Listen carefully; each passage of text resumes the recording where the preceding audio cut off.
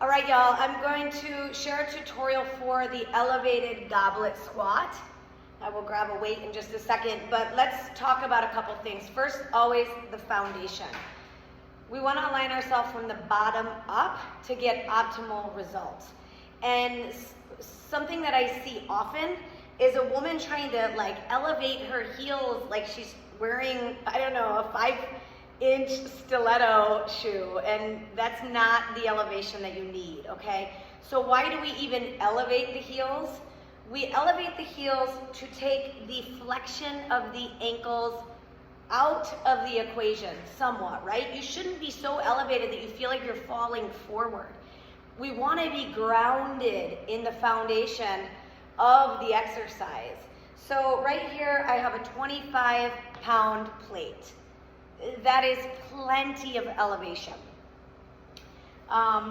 With the flexion of the ankles out of the equation some, the benefit of that is that it can allow us to get greater range of motion through the pelvis.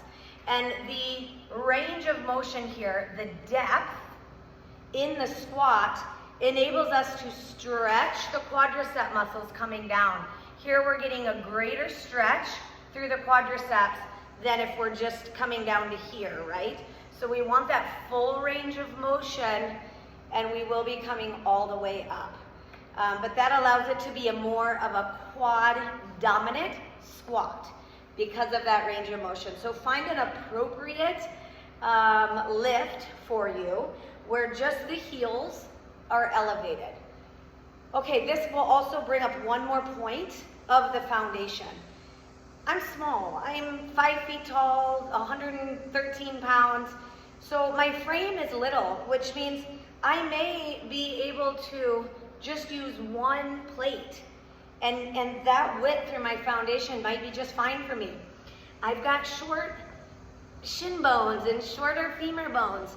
But if you're tall and if you've got a bigger frame, that might require you to really, open up your foundation so that you can be steady. And again, that you can get this nice full range of motion. So allow the foundation, the width of the foundation, and the height of the heel elevation to be appropriate for you. Play around with this until you get it dialed.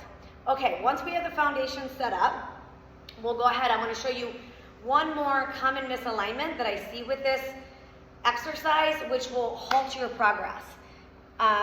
If you get this wrong, it's going to be real hard to progressively overload to the capacity that you can. But if you get it right, you will be able to progressively overload each and every week because you don't have it, because holding the weight is going to be much easier. So you can notice as I approach the bench, this is another tip here, how to kind of set yourself up so you can easily grab a weight. I mean, if you have like a 10, 15 pound weight at first, you're just going to be able to pick it up, right? And get yourself situated. But once you get up to like 50, 60 pounds, when that dumbbell is heavy, this tip right here is going to help you do that.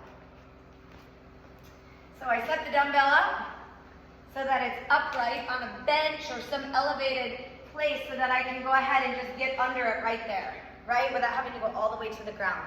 Now here's the next tip. We want this weight to be touching the body. Adhere it as if it were, a part of your chest. Okay, so we don't want it dangling out here. This isn't it. This will also wreak havoc on your back over time.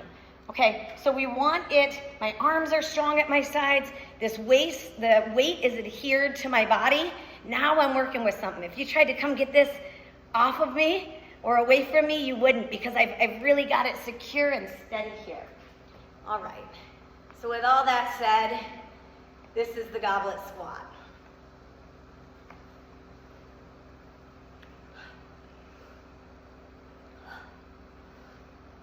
Again, we're working appropriate heel elevation. We're working with a great range of motion. Go for depth there and get that weight adhered to the body.